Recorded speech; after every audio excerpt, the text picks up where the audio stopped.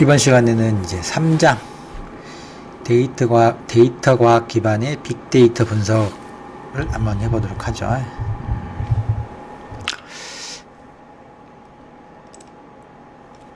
목차는 이제 빅데이터 산업에 의해 그 다음에 빅데이터 분석 방법과 접근법, 마지막으로 빅데이터 분석을 위한 데이터 과학 방법론, 이렇게 해서 세 개의 작은 챕터로 되어 있는데 뭐 그렇게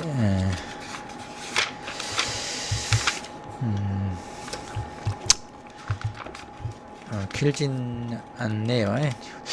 둘로 나눠서 해야 될지 한 번 해야 될지 약간 좀 고민스럽긴 한데 하면서 시간에 맞춰서 나눠야 될 필요가 있으면 나누도록 하고, 아니면 그대로 진행하는 걸 하죠.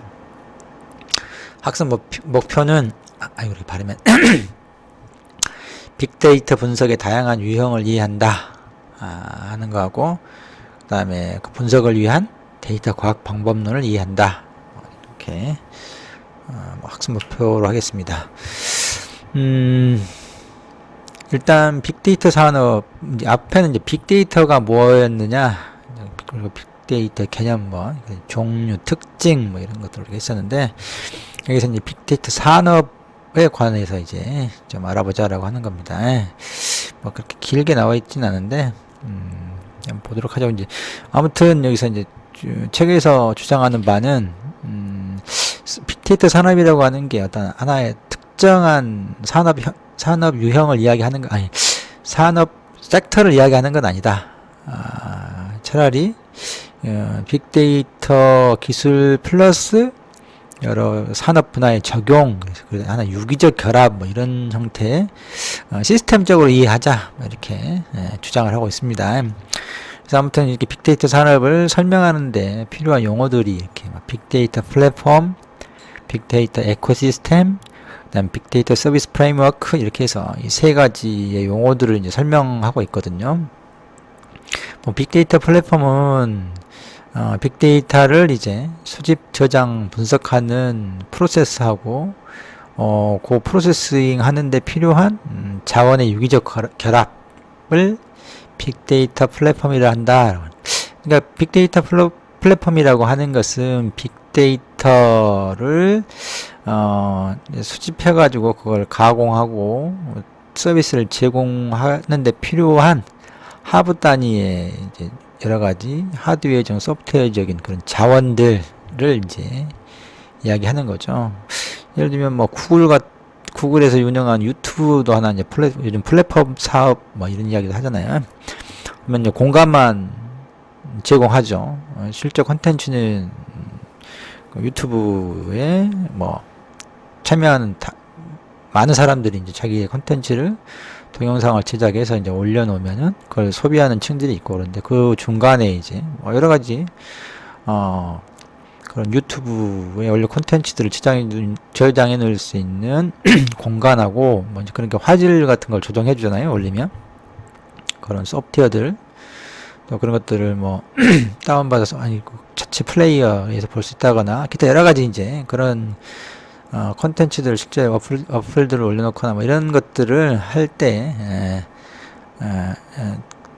제공해주는 그런 여러 가지 자원들을 이제 하나의 빅데이터 플랫폼이라고 하는데, 여기서 이제 우리가 특별히 빅데이터 플랫폼은 이제 빅데이터를 가지고 이제 빅데이터 서비스를 제공하는 측과 그 서비스를 소비하는 측 사이에서 그런 것들을 원활하게 할 수 있도록 지원하는 어떤 그런 플랫폼을 갖다가 빅데이터 플랫폼이라 한다, 이런 이야기고, 에코시스템이라고 하는 것은 이제 좀 더 산업적 관점에서 그런 빅데이터 플랫폼을 실제로 서비스 산업에 연결하고 그게 이제 실제로 그 서비스를 제공하는 제공자하고, 그다음 실제로 그걸 이제 소비하는 고객, 이런 진짜 산업 어떤 네트워크 에코시스템을 이야기하는 겁니다. 마지막으로 빅데이터 서비스 프레임워크는 이제 서비스 공급자, 특히 이제 데이터를 제공하거나 아니면 응용 프로그램을 제공하는 그런 공급자하고 그 두 가지 서비스 공급자를 분류하고, 거기에 의해 가지고 제공되는 서비스의 유형과 수준을 이제 나눠 가지고 어떤 종류의 서비스를 제공할 수 있는지 그런 것들을 설명하기 위해서 이제 해놓는 게 빅데이터 서비스 프레임워크다. 이렇게 뭐 용어들이 좀 직관적이지 않고 그러긴 하죠. 저도 사실 뭐 이런 것들이 편치는 않아요. 아무튼 뭐 산업 뭐 이런 관점이 나오면 저희들 관점에서는 약간 뭐 기업을 운영하거나 막 그런 쪽에 특별한 산업적인 관심이 있으면 이제 막 할 텐데 우리는 막 코딩하고 막 논문 쓰고 막 이런 것들에 관심이 많아서 어쨌든 뭐 일단 첫 번째 플랫폼에 대해서 뭐 빅데이터 뭐 데이터 플랫폼의 발전 형태를 보면 처음에 가장 간단한 건 이제 파일 시스템이겠죠. 파일로 뭐 CSV 파일이든 엑셀 파일이든 데이터들을 가장 간편하게 이제 자기 로컬에 내놓든 어떤 별도의 스토리지에다가 올려놓든 간에 나트 같은 것도 사용할 수 있죠. 나트란다. 생각이 안 나네. 조그마한 거. 이렇게.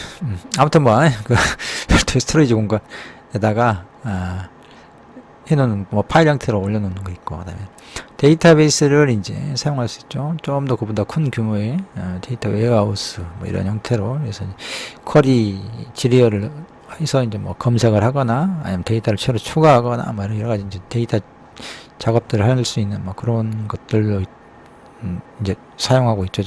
실질적으로 많이 사용하고 있고, 현재로도. 거기에서 이제 좀 더 진화한 형태가 이제 빅데이터 플랫폼이다. 단순히 데이터를 저장하거나, 또 거기에서 쿼리, 찾는 거, 또는 추가하고 이런 형태 정도가 아니고, 분산 환경에서 데이터들을, 수집, 저장할 뿐만 아니라, 그것들을 가공하고, 이렇게 분석할 수 있는 여러 가지 형태의, 하드웨어적인 또는 소프트웨어적인 그런 자원들을 이렇게 만들어 놓은 빅데이터 플랫폼 형태로 진화했다. 이렇게 되는 거죠. 아무튼 빅데이터 플랫폼이라고 하면 빅데이터를 처리하는 거죠. 거기에는 보면은 이렇게 빅데이터를 저장 분석 처리할 수 있는 대용량의 고속 저장 공간도 있고 또 컴퓨팅 인프라가 있어야 된다. 처리를 하기 위해서. 그래서 좀 클라우드 컴퓨팅 산업들이 이제 되게 이런 거죠. 대용량의 고속 저장 공간하고, 그 다음에 컴퓨팅 인프라를 갖춰가지고, 사용료를 받고 이제 그런 클라우드 서비스를 제공하고 있죠. 아마존 웹 서비스니, 구글에서도 하고, 글로벌 기업들이 이런 것들 하고 있죠. 우리나라에서 네이버나 또 KT 같은 데서도 제공합니다. 최근에 제가 이제 좀 사용해 본 곳은 무료로 지원해주는 광주에가 인공지능 그런 게 있어서 그 사업들이 있죠. 그래서 KT하고 네이버에서 이렇게 제공해주는 무료 본인들은 무료는 아니죠. 국가에서 자금을 펀딩을 해주고 다만 우리들이 이제 사업계획서를 쓰면은 이러이러한 목적에 그런 컴퓨팅 자원들을 써야 되겠다라고 해서 이제 신청서를 내면은 그래서 평가를 해가지고 선택이 되면 이제 컴퓨팅 자원을 이제 우리는 무료로 쓰는 건데 보니까 이제 그 안에 되게 이제 그 클라우드뿐만 아니라 이제 클라우드 안에 이제 GPU들이 들어있죠. GPU 서버들을 사용할 수 있으면서 데이터 공간도 제공해주고 그런 빅데이터 분석할 수 있는 특히 딥러닝을 활용해 볼 수 있는 그런 컴퓨팅 자원들을 제시해줘도 그것에 필요한 인프라들이 있어요. 특히 거기 보니까 파이토치, 케라스는 구글이나 메타버스에서 지원하는 딥러닝 라이브러리들 패키지들을 같이 포함해서 제공해주죠. 그래서 개별적으로 개발해서 거기서 바로 서비스도 가능할 정도의 해주는 것도 최근에 제가 한번 신청하고 돼서 한번 좀 사용해 본 적이 있었는데 아무튼 이런 것들이 이제 빅데이터 플랫폼이라고 할 수 있죠. 아무튼 뭐 실시간으로 발생하는 빅데이터 처리를 일관성 있게 뭐 유지하는 데이터 분석도 뭐 지원하고, 또 하나 이제 개인정보, 요즘 정보보안 가르치기 이제 그 단순히 요런 저장이나 또 컴퓨팅 인프라만 지원한다고 해서 되는 게 아니고 보안 관리 상당히 중요한 이슈가 되잖아요. 들어가 있는 데이터들이. 그래서 실제로 뭐 KT 것도 사용해 보려고 그러니까 막 복잡하더라고, 인증 체계가. 저기다 뭐 포트 열어달라고 하고 그 VPN 설정하고 뭐 이렇게 복잡한 좀 연결해서 사용하는 게 별도로 전문가가 아니면 교육을 좀 별도로 좀 받아야 될 정도로 좀 귀찮긴 하더라고요. 그 다음에 이제 빅데이터 플랫폼으로 가장 유명한 건 이제 하둡이죠. 오픈소스로 누구나 이제 다운받아가지고 인터넷에 쓸 수 있는 형태이긴 한데, 아무튼 뭐 이런 것으로 이제 빅데이터 플랫폼이 있다. 빅데이터 플랫폼에 참조 아키텍처, 참조 모델이 있죠. 니스트에서 이제 뭐 이거 보고 만들어라. 근데 꼭 이대로 이제 만들진 않지만 기본적인 아키텍처가 이렇게 되어 있습니다. 그래서 보면 이제 두 가지 뭐 정보 가치 사슬이, 데이터가 흐르는 저 왼쪽부터 그렇죠. 데이터 제공자로부터 데이터 소비자로까지 그때 하는 것이 데이터 수집, 뭐 전처리, 분석, 시각화 이렇게 해가지고 데이터를 접근할 수 있도록 하는. 근데 그건 이제 빅데이터 애플리케이션을 통해서 이제 하는 거죠. 그 다음에 이제 IT 가치 사슬이라고 그래서 빅데이터 프레임워크 제공자가 있고, 그 위에다가 이제 그 프레임워크 위에 어플리케이션을 만든 사람이 제공하고, 그다음에 시스템 오케스트레이터를 통해서 이제 이런 것들이 다수가 이제 어플리케이션을 올려놓고 그러니까 그런 조정해야 되는 게 있는 거죠. 그래서 아무튼 보면은 뭐 이 빅데이터 프레임워크 제공자가 갖춰야 될 빅데이터 프레임워크라고 하는 게 보면은 뭐 네트워크랄지 뭐 컴퓨팅 자원 이런 것들이 있고, 거기 그와 관련된 여러 가지 인프라들이, 그다음에 뭐 플랫폼 DB랄지 뭐 몽고DB 뭐 여러 가지 이제 데이터베이스들을 제공할 수도 있죠.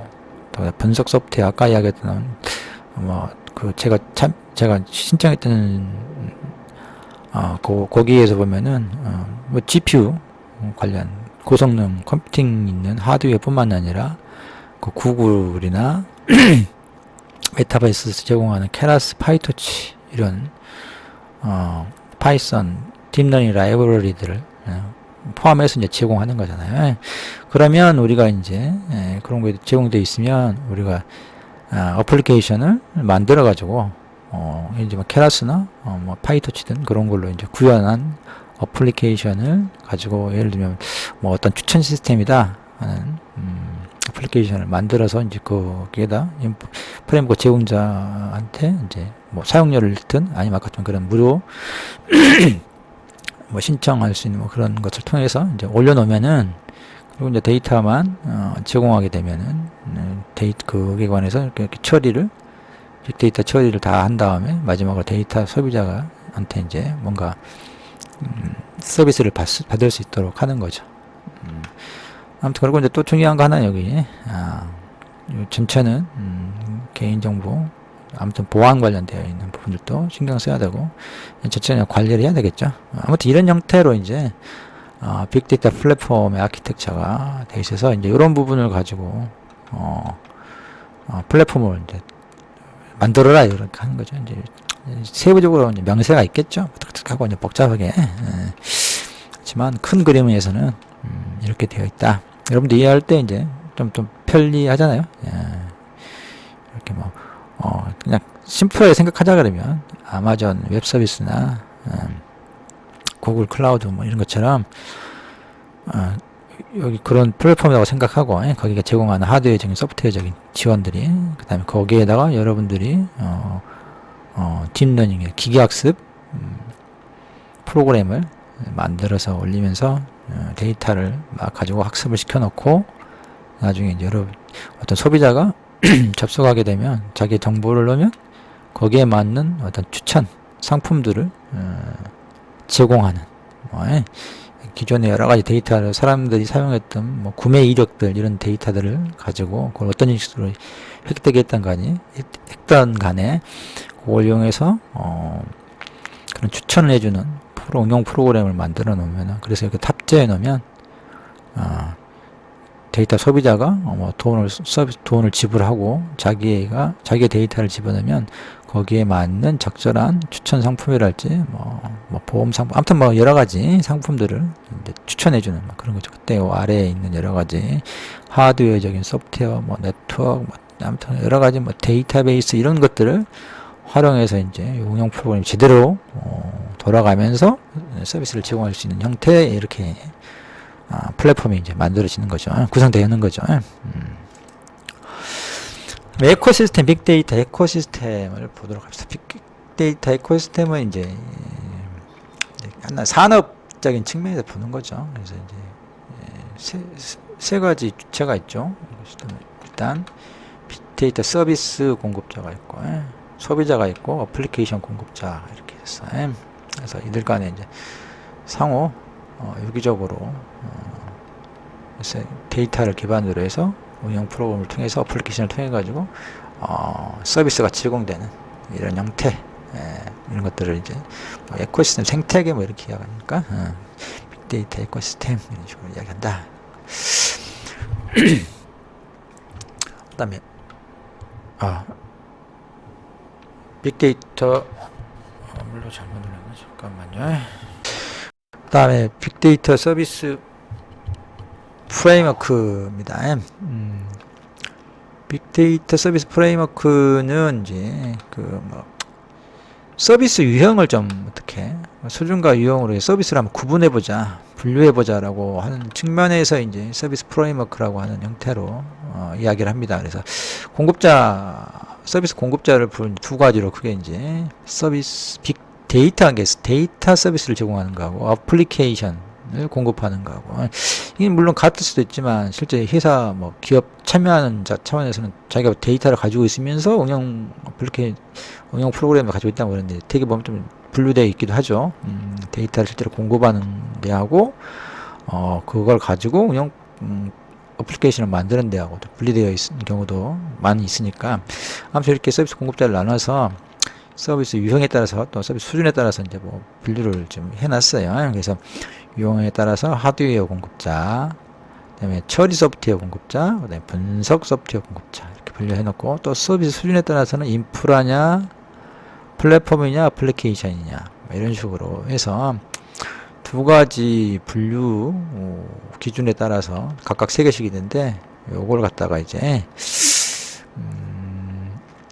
해놓고 나중에 요걸 이제 이렇게 2차원으로 둬서 해보면 총 9가지가 있는데, 그중 실제로 사용되는 건 한 7가지 정도다. 6가지입니까? 6가지. 이 이야기를 하려고 하는 거예요. 일단 공급 서비스 유형에 따라서 이제 분류, 요 앞에 있었던 요 3개. 하드웨어, 아무튼 하드웨어를 공급하는 형태다. 데이터 센터, 클라우드 시스템. 그래서 특히나 하드웨어적인 부분 공급하는 공급자가 있을 거고, 그다음에 처리 소프트웨어 공급자, 그래서 이제 뭐 저장한다거나 뭐 주로 데이터베이스 관련해서 또 추가적으로 뭔가 이제 네트워크에서 뭐 데이터를 크롤링 해온다거나 등등, 또 그것들 뭐 전처리 한다거나 등등의 이제 소프트웨어들이 좀 사실 좀 이게 전체적으로는 연속성에 있어서 분류하기가 쉽지는 애매한데, 경계는 어쨌든 뭐 처리 소프트웨어 이제 별도로 이제 지원할 수도 있죠. 예를 들면 뭐 그냥 생각하면 안 돼. 뭐 데이터베이스, 뭐 오라클 이렇게 생각할 수도 있고, 몽고DB, 아무튼 데이터베이스 뭐 이런 것들 정도로 생각하시면 될 것 같아요. 그래서 이제 그런 것으로부터 이제 분석하는 실제로 그런 소프트웨어 공급자가 이렇게 있을 수 있겠죠. 그래서 나중에 가시화해서 보여주고 뭐 추천해주고 하는 실제로 빅데이터를 활용하는 거니까. 그걸 다른 방법으로 서비스 수준에 따라서 유형과 수준, 이게 정확하게 수준이라고 하는 게 뭘 의미하는지는 좀 약간 그러긴 한데, 좀 비슷하긴 하죠. 인프라가 하드웨어 공급자고, 플랫폼 공급자가 하드웨어하고 처리 소프트웨어를 합하면 플랫폼 같기도 하고 분석 소프트웨어 애플리케이션 아닌가 뭐 이렇게 생각도 되는데 아무튼 책에서 뭐 이렇게 분류해 놨으니까 뭐 해보죠. 그래서 이제 인프라 계층에서 이제 서비스 수준을 분류해 보면 이제 뭐 하드웨어 운영체제 제공한다는 거죠. 뭐 요즘 가상화를 많이 쓰잖아요. 서버 하나에다가 운영체제를 여러 개를 올려놓죠. 운영품 전체적으로 운영체제가 하나 있고 그 운영체제 안에 여러 개의 운영체제를 돌리는 형태로 가상화 시스템들을 버추얼 머신 이렇게 여러분들 개인 컴퓨터에서도 그렇게 할 수 있어요. 뭐 공짜 오픈 소스로 되어 있는 IBM에서 제공하는 또 이름이 생각이 안 나네. 버추얼 박스라고 하는 게 있는데 그걸 이용하면 여러분들 윈도우 깔아놓은 운영체제 안에다가 리눅스를 여러 개 설치하도 리눅스뿐만 아니라 운영체제를 여러 개 설치해가지고 자기 컴퓨터 운영체제 하나 안에다가 네트워크를 만들 수도 있어요. 아무튼 그런 것들은 이제 가상화인데 그런 것처럼 요즘은 뭐 서버를 하드웨어를 여러 개 사는 게 아니고 대형 하드웨어를 성능이 좋은 걸 하나 사가지고 스토리지만 추가하면서 하나에다가 이렇게 버추얼 시스템을 구현할 수 있는 운영체제가 별도로 있는데 거기에다가 사용자들 별로 운영체제를 할당해 줄 수 있어요. 운영체제가 안에 운영체제들이 있는 거지. 뭐 그런 식으로 이제 할 수 있습니다. 그래서 아무튼 뭐 이런 식의 클라우드 서비스를 할지 하드웨어 운영체제를 제공할 수 있죠. 그다음에 플랫폼 이야기에서 아까 침에 처리 분석 소프트웨어 같은 거 아까 이야기했던 플랫폼 계층에서 뭐 데이터베이스나 뭐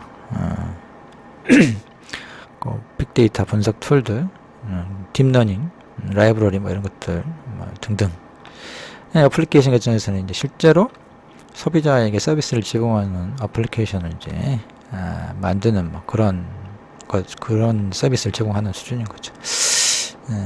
그래서 이런 걸 해서 이제 6개로 이렇게 해봤더니 순전히 하드웨어 인프라만 제공하는 거하고 뭐 인프라하고 처리 소프트웨어, 플랫폼과 하드웨어, 플랫폼과 처리 소프트웨어, 플랫폼 분석 애플리케이션과 분석 소프트웨어 뭐 이렇게 이런 형태로 나눠놨습니다.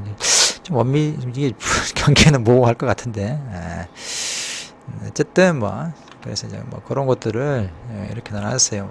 하나씩 법이긴 한데 제가 설명할 때는 제가 이게 딱 클리어하게 명확하게 분류해서 설명하기가 참 쉽지 않은데 뭐 하드웨어 인프라 유형이 있다. 그래서 이런 것들은 이제 뭐 채용해서 기업이랄지 뭐 학교면 학교 이런 데서 순수하게 이제 자체적으로 이제 데이터 센터 구축해서 서비스를 제공하려고 할 때 하드웨어 인프라를 이제 도입하는 거죠. 이런 경우는 이제 자기들이 플랫폼부터 응용 소프트웨어까지 다 개발하려고 할 때 그래서 IBM으로부터 뭐 하드웨어 서버를 사는 거죠. HP나 이런 데서 그다음에 이제 오라클로부터 뭐 데이터베이스 하드웨어 솔루션. 이게 요즘은 오라클 같은 경우는 엄청나게 비용 비싼데 DB 소프트웨어를 사면 서버를 하드웨어는 공짜로 줘요. 사실 공짜는 아니겠지. 뭐. 가격에 포함되어 있을 텐데 아무튼 그런 형태로 솔루션들을 도입해가지고 거기에 얹어서 이제 여러 가지 만들어야 되는 거죠. 그 다음에 뭐 하드웨어하고 플랫폼 형태, 이제 클라우드 기반으로 서비스를 제공하려고 할 때, 하드웨어도 구축하고 그 위에 이제 필요한 플랫폼까지, 컴퓨팅, 뿐만이 아니라 이제 그 뭐 소프트웨어적인 부분들이, 뭐 오픈 소스도 있을 거고 아니면 이제 돈을 지불하고 사는 형태도 있겠지만 이런 형태로 이제 서비스를 제공받을 수 있겠죠. 그다음에 처리 소프트웨어 인프라 이게 어디죠? 처리 소프트웨어하고 인프라 C 하드웨어하고 소프트웨어를 함께 제공하는 서비스 유형이다. 뭐 분산 저장, 병렬 처리 인프라 처리 솔루션, 뭐 이런 것들 인프라 제공하고 기업용 솔루션, 특별하게만 특화된 소프트웨어를 갖다가 사실 이게 이제 이런 식이 실제로 여러분이 오라클 뭐 구입하면 대부분 뭐 데이터베이스에 관련된 거라 되게 하드웨어하고 솔루션을 따로 이렇게 판매하지 않거든. 함께 판매하기 때문에 현실에서는 이렇게 잘 구분은 안 되는데 뭐 어쨌든 이렇게 나눌 수는 있겠죠, 개념상으로. 그 다음에 뭐 DEF 뭐 이렇게 있어서 이제 처리 소프트웨어 플랫폼 유형이다. 처리 소프트웨어하고 플랫폼에서 이제 하드웨어는 이미 갖춰진 상태인 경우에 이런 형태로 소프트웨어하고 플랫폼들을 해서 이제 그것도 이제 오픈소스 기반의 플랫폼도 있으니까 막 쓰고, 아니면 비용을 지불하고 기업에서 만들어진 프로덕트를 사용해서 할 수도 있겠죠. 대충 이런 것도 설명하기가 쉽지 않네요. 다 클리어하게 겹쳐 있는 것 같아가지고 그 말이 그 말 같아서. 마지막으로 이런 건 이제 좀 분석 소프트웨어 어플리케이션 말 그대로 이제 분석용 소프트웨어 어플리케이션 형태로 만들어서 제공한다는 이야기죠. 그래서 우리가 앞으로 뭐 수업 시간 해볼 그런 분석 뭐 파이썬을 이용해서 하는 것도 이제 이런 유형에 속한다 이거죠. 물론 뭐 우리가 서비스를 제공할 만큼의 고수준의 프로그램을 만드는 건 아니지만 뭐 이런 거다. 이 유형의 분석용 소프트웨어이면서 어플리케이션으로 서비스를 직접적으로 제공하는, 아까 만들어진 모든 플랫폼 위에 올라가 있는 형태의 특정한 솔루션, 고객 맞춤 솔루션 이렇게 되어 있는데, 아무튼 뭐 응용 목적으로 만드는 이런 것들이다. 설명이 좀 이런 것들을 클리어하게 분리해서 설명하기가 그냥 좀 답답한데, 약간 막 섞여 있는 것 같아가지고 그렇습니다.